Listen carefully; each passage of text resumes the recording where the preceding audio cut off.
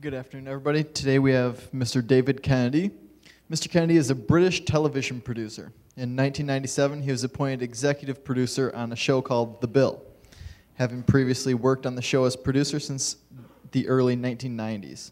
He left the show in late 2001. His final episodes appeared on screen in January 2002. He also served as series producer on The Casualty from 2002 to 2003. I give you Mr. David Kennedy.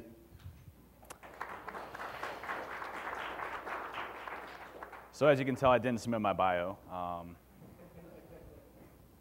Interesting things here. So a little bit about me. Dave Kennedy, also known as Relic. I'm a practice lead at a company called SecureState that's actually probably about 20 minutes away from here in Cleveland, Ohio. I've been doing security for about 9 years. I run the practice for our profiling team, which is the penetration testers, the web application security, and all that fun stuff. I'm the author of FastTrack. So for those of you that know FastTrack, you probably will have a good idea at the end of this presentation, as well as a good slogan that I always like to use, that I get made fun of all the time with. But yeah. Prior to that, I was in the Marine Corps. I worked in the intelligence agency, I did 2 tours in Iraq, one in Afghanistan, one in Bahrain, and a few other areas. And I guess I got yelled at last time because I said I worked for the NSA at ShmooCon, so I'm not supposed to say I worked for the NSA again. So it didn't work for the NSA. But I actually became an instructor for the intelligence agency for wireless exploitation as well as forensics. So a little bit about FastTrack. I was breaking into a client one day, and I realized that a lot of the tools out there were really lacking in a lot of areas, or they just plain sucked or didn't work. And really started automating a lot of some of the attacks that we did during a pen test, and wanted to disseminate those to my team members or to other people. And had been doing work with the Backtrack guys for a long time, and knew them very well. And thought of a cool concept of just coming up with a tool that had some pretty cool attacks in it that weren't necessarily in Metasploit or weren't necessarily downloadable or didn't really have a tool out there that did exactly what we did, and build upon that. So what is FastTrack? FastTrack's a suite of custom coded tools that automate some pretty wicked attacks. It's designed for penetration testers to help automate some attacks they may not have been able to do before. Main purpose is to exploit various weaknesses and gain root access. It's the whole point of it. Some new ways of payload delivery that never really been done before, which is pretty interesting. We'll talk about that. And really help security teams identify weaknesses within their networks. I know quite a few people that bring it in-house and use it to test specific vulnerabilities within their network when they're trying to identify exposures or prove it to management. Really see what type of areas that they can actually exploit their systems. So we're going to have a few different scenarios. We're going to have some SQL injection on steroids. We do some SQL brooding with a twist, and a bunch of other different types of attacks. So you're a pen tester for company X. One host responds. It's a web server on port 80. What do you do? So we got our nice, nifty Linux machine right here. I do things live. I have movies as a backup just in case. But we're going to go to our website that we're going to want to attack. Let me open these guys up here.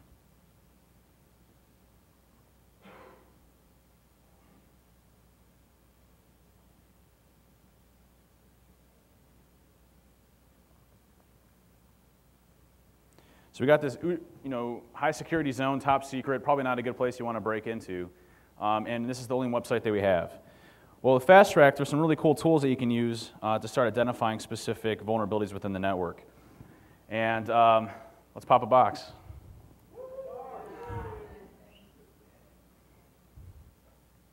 So FastTrack's got a lot of modes. I'm going to kind of primarily covering the GUI mode in it, but we'll talk about the interactive mode and command line mode later. But basically, it runs a web server on 4444, similar to what you'd see in a Metasploit. And this is the FastTrack web interface. And interesting enough, we're at the office, and we have a keg at the office, and we're all drinking beers, and we're trying to come up with a cool slogan for FastTrack. And somehow we got in a discussion with someone that, his wife always complains, yeah. So I'm like, that's a perfect slogan for FastTrack, so there we go. So that's how that came about. But what's great at FastTrack is it's got some really nice, cool, nifty lights that light up over the eyes. So yeah, that's all I got, guys. Have a good night. No. No, but it's got a lot of different types of tools on the left-hand side. A lot of them are primarily focused on Microsoft SQL, which is a pretty heavy one to hit. It's also got a lot of different ones we'll be talking about. But what I want to show you is what we call the SQL components tool. And my presentation style is I like to present like Houdini.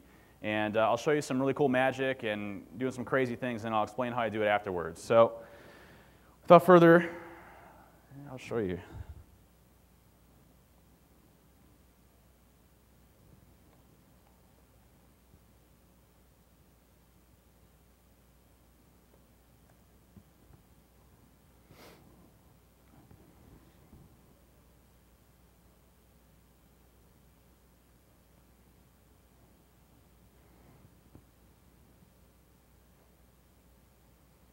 I'll explain exactly what this is doing in a few minutes here. It just looks cool right now. It's got green lettering and stuff, right? Wish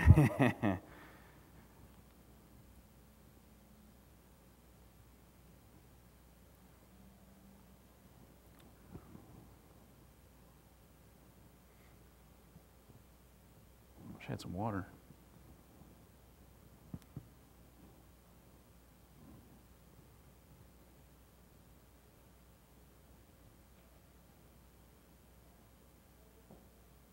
Oh, thanks, man. And nothing happens. That's great. It's usually what happens in a demo. That's why. All right, hang on.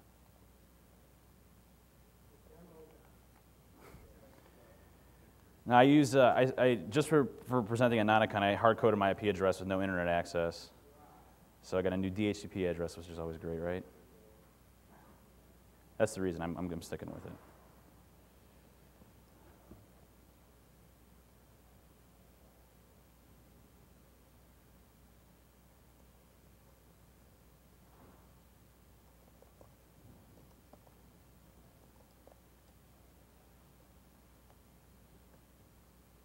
And we should have it here. Yeah, cool. We're good. There we go. Let's do it one more time. Sorry about that.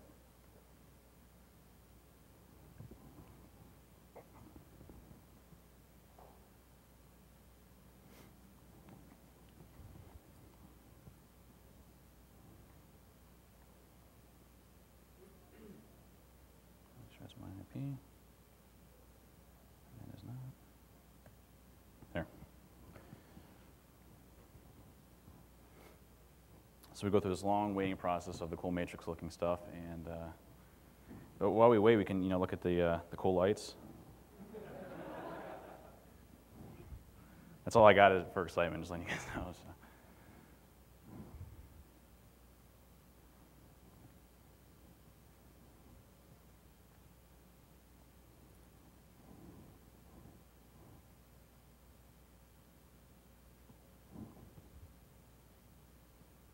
And we should see it hit here in 2 seconds. There we go. Yay! Hey! Hey. All right, so, what's that? This is trying to upon me. So what the hell just happened? There's a lot of cool matrix-looking stuff. So what SQL Injection really does is it'll scan for web servers. You can specify subnets. You can specify a specific IP address. And what it does is it auto-crawls a website looking for any type of post parameters. And I added query string parameters recently, so it's looking for query string parameters. Really any way that can identify any potential injectable points into the website. It tries different methods of trying to complete the SQL statements. I incorporated with the new release in 3 days, time-based attacks. So basically it actually looks for time-based, where we're performing SQL injection, and it'll wait for maybe 10 seconds. And then if it's successful, it knows the SQL injection parameters completed right, and it'll actually start exploiting the system. It does both blind and error-based SQL injection. Blind takes forever. It tries to elevate your privileges to SA rights if you're not already running with those. I also have in 3 days the latest SQL privilege escalation exploit, so it'll actually try to escalate your permissions into that. Pain in the butt to get it to work, but it works. Re-enables the XP command shell if it's disabled. And in 3 days again, it automatically rebuilds the XP command stored procedure if it's already been deleted off of the system itself. So fun stuff. Drops your payload onto the system, and we use a really cool technique that I'll explain about here in a second. And then basically you get full system compromise of that specific system itself.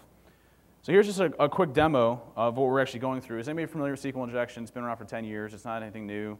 But when you're actually executing the SQL commands, you're executing in the back-end database, not the actual web server itself. So you're browsing this website, which we had this website up. The top secret website.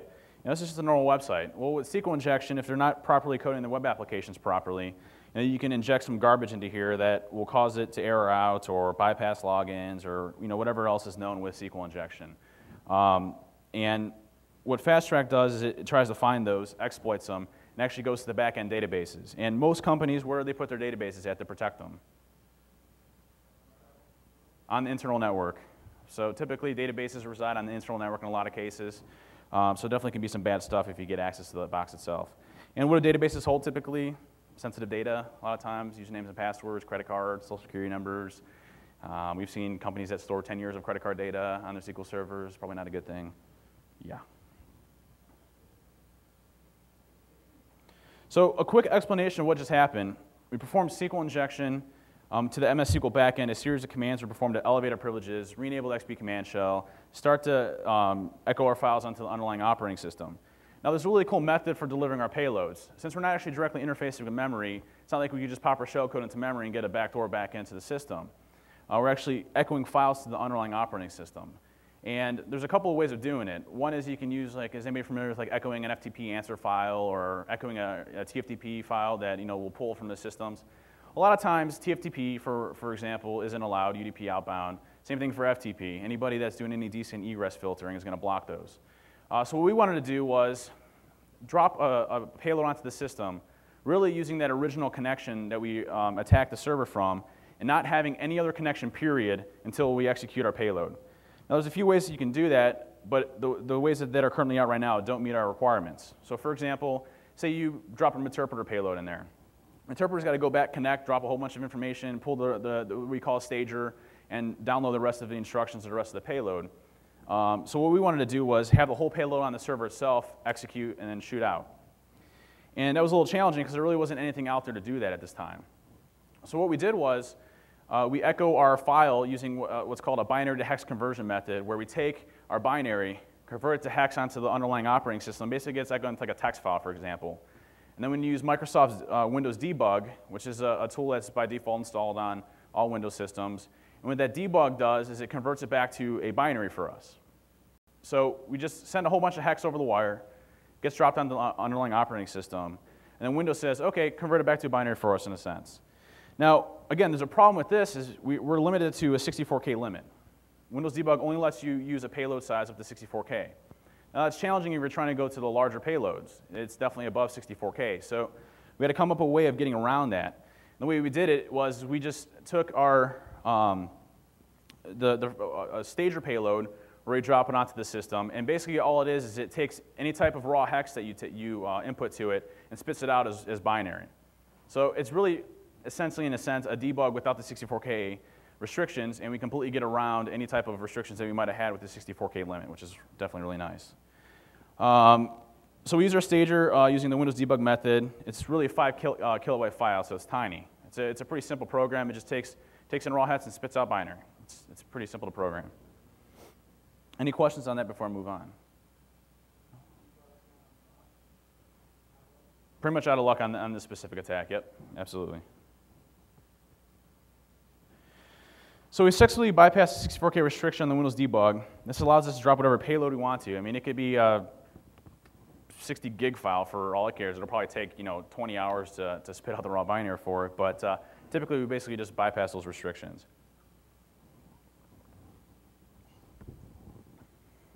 So scenario 2, you're a pen tester for Company X. Company X gets picked on a lot during this presentation. Internal pen test. Organization probably uses MS SQL. What are you going to do? Use FastTrack, right?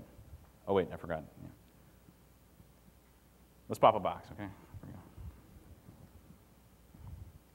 So you're going to go to FastTrack, and you go to the MS SQL brooder. and we'll just do a quick brute. FastTrack also has a built-in word list as well. It's multi-threaded. It's always good.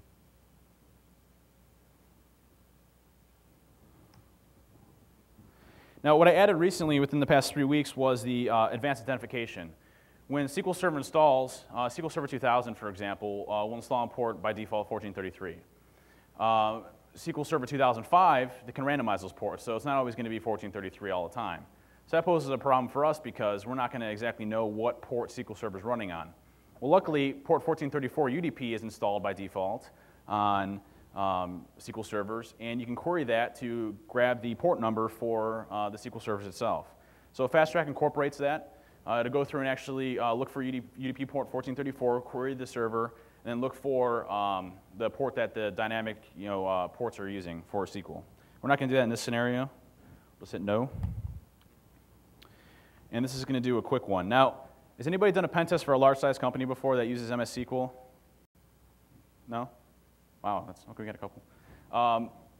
Finding any type of blank essays or weak essay passwords in a pen test is so easy. I mean, you'd be surprised in a dev environment or just a really crummy admin or something. I mean, they're all over the place all the time. I mean, I'd be surprised if you went into one where you didn't find one.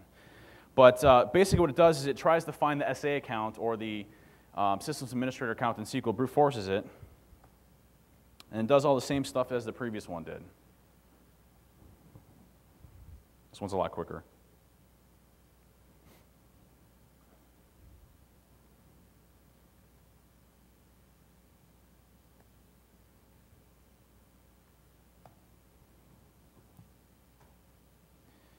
And FastTrack does have its built-in, its own custom-packed reverse shell that gets past antivirus. It's usually pretty easy to get past antivirus nowadays. But it also uses Metasploit payloads as well, so I've integrated both. Uh-oh. Oh, I got that connection open. That would be why.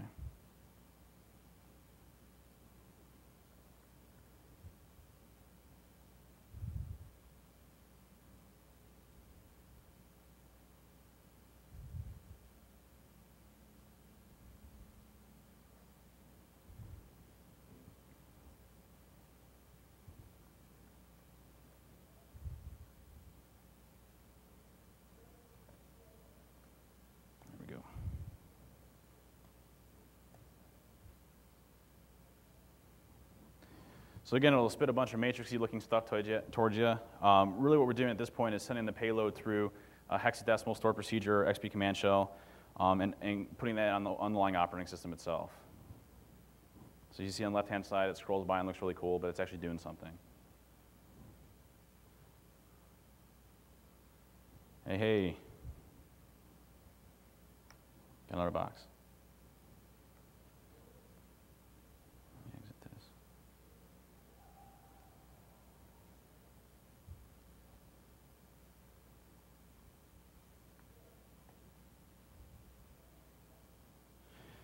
You can also use the word list file as well. It takes a lot longer, and I won't demonstrate that, but you can also import your own word list or whatever you want to do with it. So just a quick explanation of what I already talked about. Looks for SQL servers, again, on 1433. If you want to not use the advanced, or you can use the UDP 1434 to find it. Brute forces the SA account. You can also specify your own account, so if you know the account name of the SQL server itself, can also go through and use that as well. Elevate writes, re-enables the XP command shell. I ran into a problem which was interesting, and I haven't had a chance to talk to HC about this, but Interpreter on Server 2008 is having some problems without when dep is enabled for executing Interpreter, which is really interesting because you wouldn't think it would have any impact on it whatsoever. However, I added the disabled dep in there just in case you did run into a Server 2008. Does disable it. And then we drop our hex to binary stager, and then drops our payload onto the system itself. From here, we basically have full access to that machine, and you can do whatever you want to with it. You can do Interpreter, command shell, DNC, whatever. So you're a pen tester for Company X, again, picking on Company X. You scan a subnet, one web server responds, and you're manually going through and testing it out, and you see that there's a susceptible coercion parameter. Does anybody know what a coercion parameter is? It's just, you're going to google.com, you see a question mark, it says blah equals whatever and whatever. It's just the parameters that are passed in URL bars typically considered a coercion parameter. But really what we're looking at is attacking that. And we're going to go back to our uber secure top secret site here.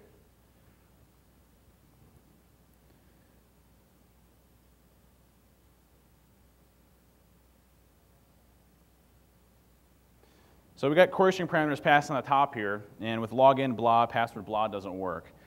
Typically, you know, SQL injection, you do the thing you learned day one when you learn SQL injection, or 1 equals 1, get you past the website. You can also do some more enumeration of tables. But what FastTrack does really well is once you've identified the Coercion parameter as susceptible, you can specify that it's susceptible.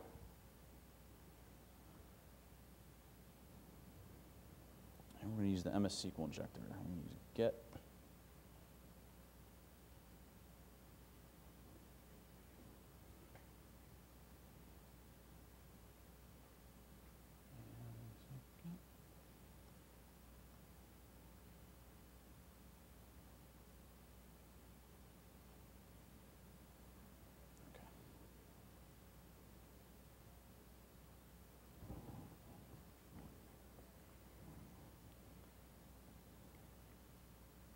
And boom, full access.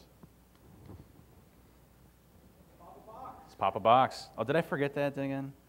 I did, didn't I? I'm so bad at that. So, yeah, let's pop a box. Well, I'm all set now.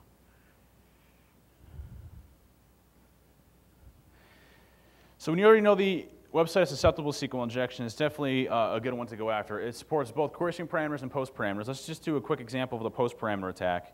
It's really easy. Use the Microsoft SQL injector. You go to the post binary payload attack. You just enter the website 10.201.55.128 default.aspx. And does everything automatically for you through the post parameters.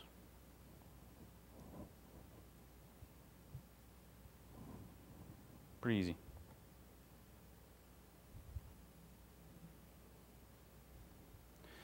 So I talked about you know, the binary to hex payload conversion that we use when we're actually going through and exploiting these systems. I built in FastTrack a binary to hex payload converter for you. So if you want to use your own executables, like a netcat or whatever you want to use, you can pop it into here, and it'll put it in the actual debug format so that you can actually convert it for yourself if you have access or already have a shell to the system. You don't want to use methods like FTP or things like that. This will automatically convert it for you. It's pretty neat. And here's the kind of output that it looks like.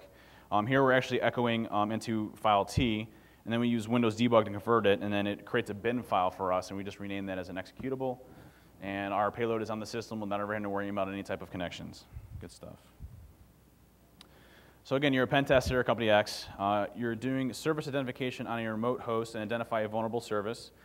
Box is running Windows 2003, Service Pack 2, R2, and there's no exploit available for that version. What do you do? Oh, hang on. Let's pop a box. Didn't forget that time. What I do in FastTrack is I like to take a lot of the exploits that aren't in Metasploit, because Metasploit has definitely a great amount of exploits out there. But I'll take the ones that aren't in there. And actually, sometimes I put the ones that are already in there. Like I was one of the first guys to release the MSO9002 Universal one, the memory corruption heap spray. I uploaded it to Millworm, and I also incorporated that into FastTrack itself as well. But we'll just do a quick example here of the MSO8067 buffer overflow and show you how easy it is in FastTrack to use. So just click on it. It gives you a little bit of information who the original exploit writer was and different targets. What I usually like to do is, in most of the exploits, I'll either try to find a universal where it's in some sort of DLL that the application's loading, or I'll actually start looking at different you know, memory addresses or jumps within specific service packs. So like, you know, Service Pack 3, what's the jump address for you know, jump ESP or something like that. I'll try to do that for all the different browsers out there, or all the different flavors out there. So 2003, Service Pack 2, Service Pack 1, anything that I can find out there from that perspective. But in this scenario, we're just going to go after 2003 Service Pack 2. Let me get back in this box real quick.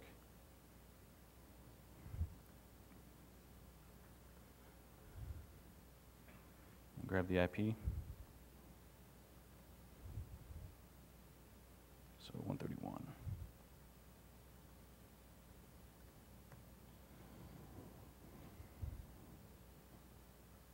Man, that looks easy. So we just did MSO8067. Just an FYI, typically whenever you're using Metasploit or these type of exploits, we're less concerned on the exit functions and not having the service crash. So when you're using these, like I know specifically for this one, the actual service itself doesn't like it too much, so you have to either restart the service or the computer. It doesn't crash the system, but people will be definitely saying they can't get to their file shares. So again, they're typically ones that aren't in Metasploit. I'm not trying to recreate the wheel in any regard to Metasploit. It's a phenomenal tool. HD is brilliant, and the developers he has on his team are brilliant. Typically, I just try to rewrite the ones that are middleware as proof of concepts, or try to make them universal. Scenario 5, normal avenue of attack through the external presence aren't working. They have one web server open, all static HTML pages. One of the pages has a company listing of point of contacts within the organization. What do you do? Chris, that'd be a good answer for you, man. Client side. There we go. So I'm actually going to show a movie because when I run this in my VM, it's not very happy.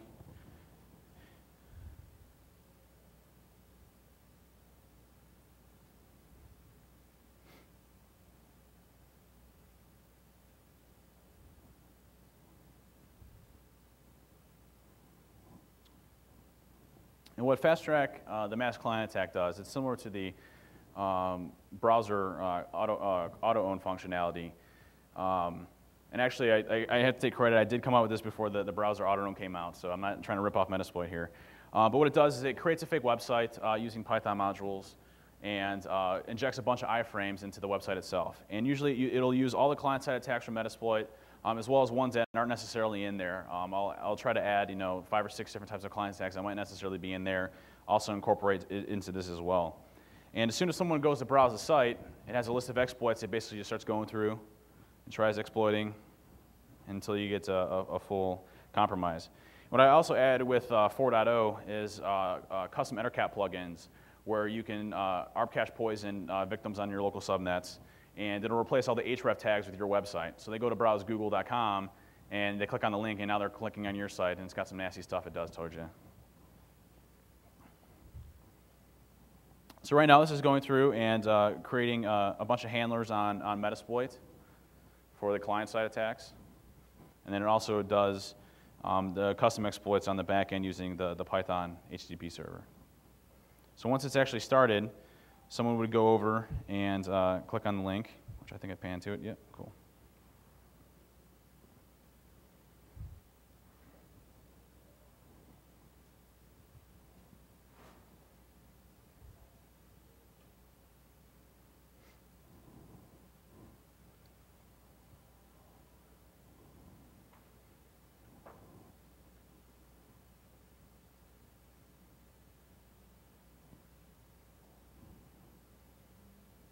A little early, a couple more seconds. There we go. So it basically says sorry, this page did not load correctly, and at this side, it's actually firing away a ton of exploits at it. Now, I do have intentions once my 10-month-old gets a little bit older and I have some more time to devote to this, but using user agents to identify exactly what browser it is, so we're not loading, we're not sending OS X exploits at a Windows machine and those type of things. So right now, it's kind of it just sends everything at you and hopes it pops your box, but we'll speed along here.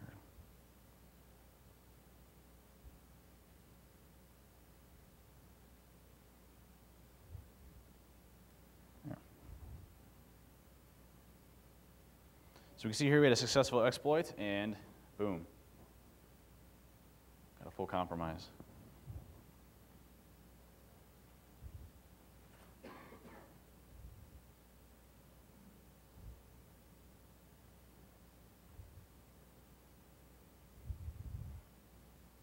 I forgot that again, son of a. So the mass client attack imports all the Metasploit client-side attacks. There's a few custom ones again in there. I believe I added the MS-08, what was it, the client-side one for the last one. It was in 2008, 97, MS-08 097 maybe. And then MS-09 002, which is now on Metasploit. As soon as someone connects to it, all mayhem breaks loose in that person's computer. Again, you can also do a piggybacking of EtherCap, and it's pretty easy within the actual FastTrack itself. You have here EtherCap enabled or disabled, and then you just hit the victim's IP address, and it'll go through and ARP cache poison them and do all the crazy stuff with EtherCap custom filters. Next one, you're a pen tester for Company X. On an internal penetration test, you identify a patch missing on 2 systems. NetBIOS is unpatched and susceptible across the entire network. You want a ton of shells. What do? This one actually isn't really use FastTrack. It's really mostly use Metasploit. But what I did was I just took Metasploit's auto-own, and I just made it a lot easier. There's dbload SQLite3 and dbcreate and all those good ones that you have to do in order to get the Metasploit auto-own functionality to work. And if you're not familiar with it, what Metasploit auto-own does is it'll go through and port scan a specific system. It uses SQL databases to store all the information. You can also import like nested scans and those type of things. And once it identifies a service that's running, it automatically goes to Metasploit's database and says, okay, port 80 is open. I have 60 exploits that are for port 80. Let's fire them all at them and see if one comes back. It's not a vulnerability scanner in any sense. It's essentially dumb to when it fires the exploits to it. It'll just fire whatever it is, regardless if it's Linux or Windows or whatever. So it's kind of like a brute force of exploits. And just a precursor, if you're ever going to run this in your network, just very isolated, one port, maybe 2 ports tops. You don't want to run this across your entire network, completely flailing buffer overflows and exploits over your systems because they will absolutely crash.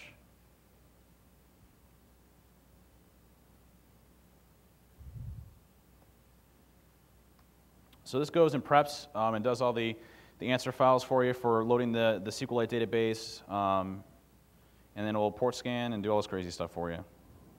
And uses Nmap for the port scanning portions of the auto-own functionality. And this literally is like, it's funny, if you actually Google FastTrack, most of the people that make FastTrack videos only make it of this because it's probably the easiest one that you could ever use. And it's kind of silly because it was really only maybe like 10 lines of Python or something like that. But I guess not a lot of people know how to use a lot of the good stuff out there. So it's got 123 exploits it can use, and I probably should have just picked a couple ports. Whoops. Let's just yank that real quick.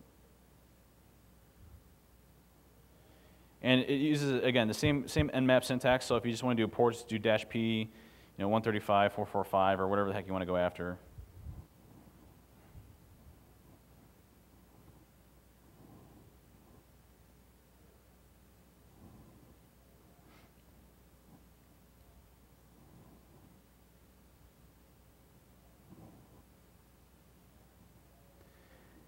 Surprisingly enough, I'm actually in the process of rewriting this portion a lot because right now you're kind of tied to a reverse shell or bind shell. I'm trying to write my own one right now with actually some pretty good success, where it'll actually go out and do the auto-own functionality but be able to specify your own payloads.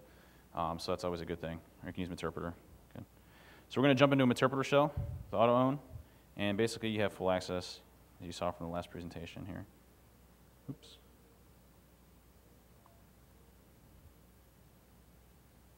And typically it works, so yeah, good. So that was a lot of the different types of attacks out there. FastTrack also has an update menu. Originally, FastTrack was designed for Backtrack. I do a lot of the package development on Backtrack, and specifically with it moving to an Ubuntu base, working a lot with the packaging the various tools out there. Prior to that, it was pretty tough to keep Backtrack up to date. And so I added some functionality to FastTrack that really went through and updated a lot of the main tools out there, like Aircrack, Metasploit, W3AF. If you're not familiar with that, it's a web exploitation framework. The Milworm exploits, some NIC2 plugins, and SQL map. And so it's pretty easy. I mean, you just go to the update menu.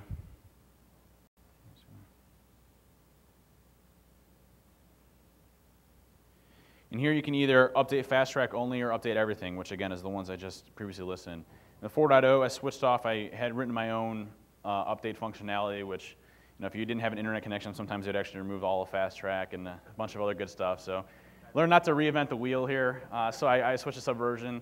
So FastTrack's SVN based now, so any type of revisions you're going out and pulling is the latest and greatest. There's a bunch of different modes. And when I was designing FastTrack, it really was just an interactive mode originally. You saw the GUI mode. And let's go to different modes here. Got a command line interface, so if you want to script it, definitely a good thing you could use with that. It has all the tools and functionalities within the command line as it does in the web GUI or the interactive mode. Additionally, it's also got an interactive mode, which I think I just repeated myself twice, which has all the different types of tools on there. And basically, I try to structure all of it the same as the web interface itself as well. So if you just go to exploits, you select whatever one you want to, back up, go to payload generator, wherever you want to. There's also tutorials, which I'll talk about at the end of this. But basically, all the tools that you want are at your disposal here.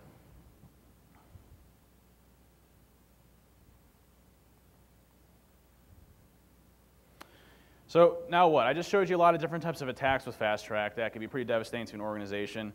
A lot of these are common sense fixes. Some of them aren't. I mean, 10 years ago, SQL Injection was released, and we still see that as probably the #1 exploited method of gaining access to the operating system to date. So for the SQL injection, the method used for that was specifically SQL injection on the website. SQL connects using a privileged account, if it's running under a privileged account. Database is running as an administrator on the system, and there's some error handling. So we saw the demo of that, of how we were actually used to attack the box using error-based SQL injection. Again, it also does blind-based with time-based attacks and all that good stuff. But actually, the programming behind it is pretty poor. He's doing a select statement where he doesn't sanitize any of the user input. He's not using any type of parameterized SQL queries or anything like that. Basically, what an attacker does is just injects his own SQL statement into that specific area right there and piggybacks his own database attacks onto that as well.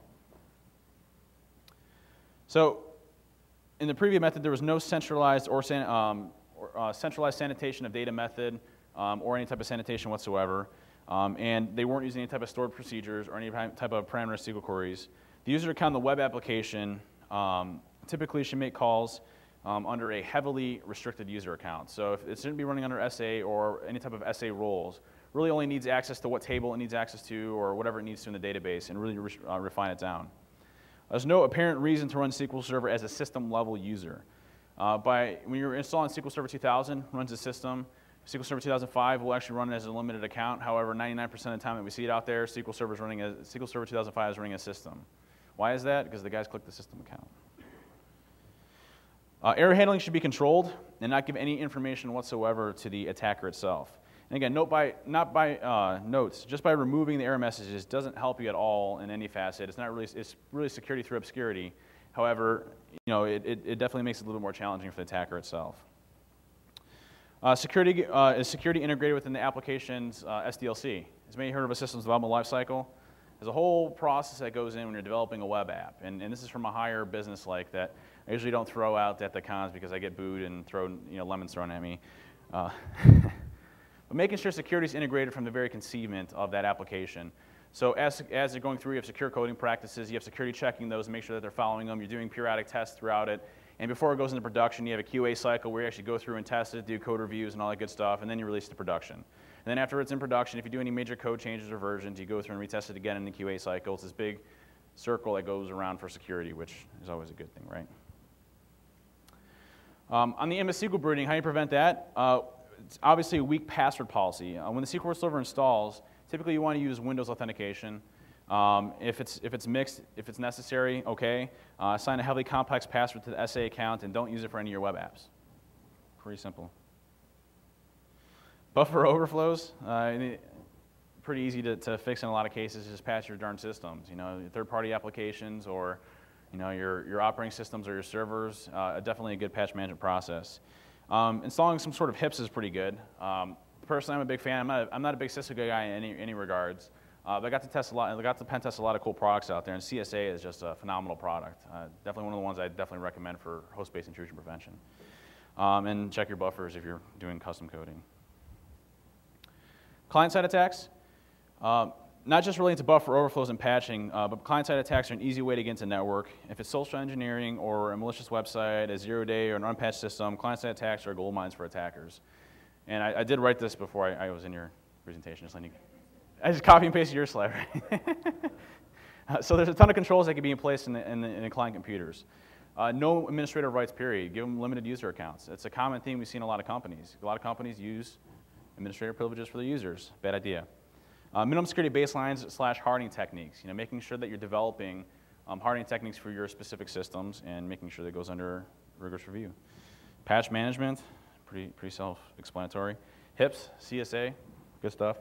Again, we don't sell products or don't do any of that stuff, but CSA is pretty cool.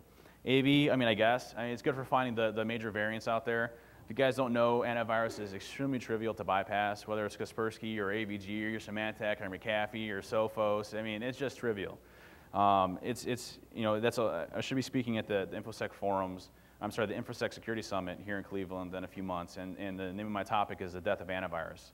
We just showed different ways of how stupid these guys are for writing the signatures, and if there's any antivirus guys in here, I apologize. But these signatures are just ridiculous. Typically, they scan the first 100 or so bytes, and then after that, you're pretty much golden to do whatever you want to, whether it be a code cave or hijack execution flow to somewhere else or whatever you want to do. You can pretty much get past antivirus in any way you want to at this point. Content filtering is always a good thing.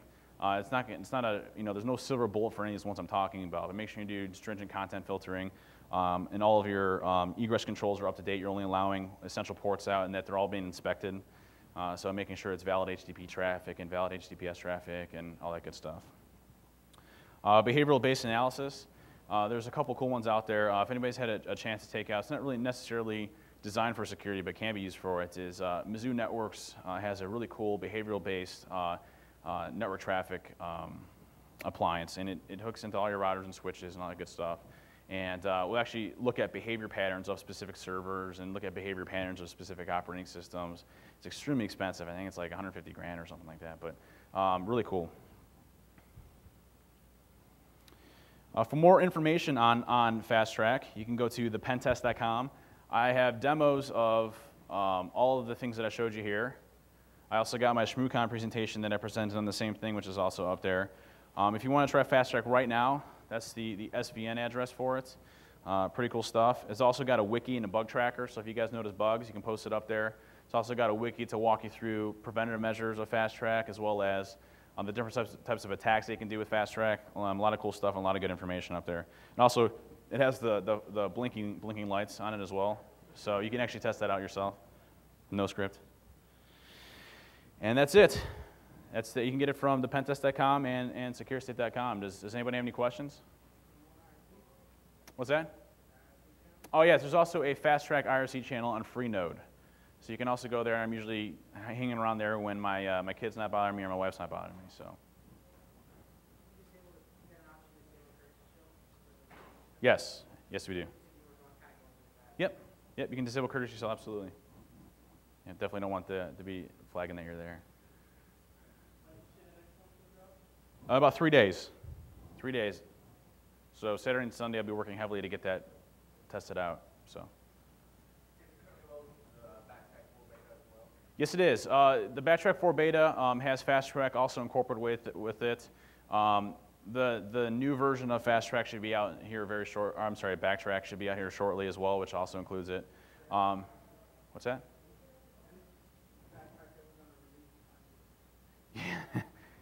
Yes, they are. Yes, they are. We're actually very close with that. So the Backtrack 4 is winding down, so we should be definitely moving forward with that pretty quickly.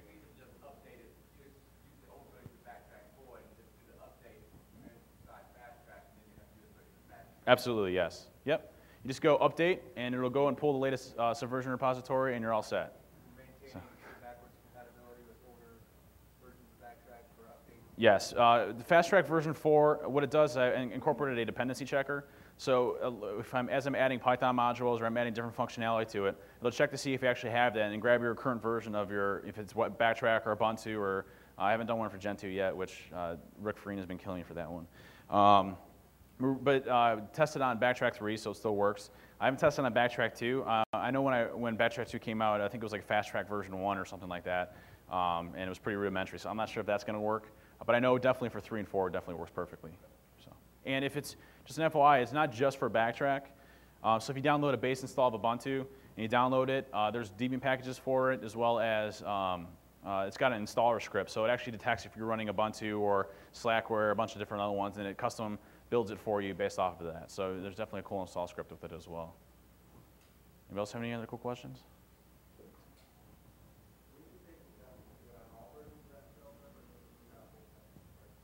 It just doesn't, well, that's the tricky part I've been working on. I'm trying to get it so it only does it on 2008, but right now it does it for everything.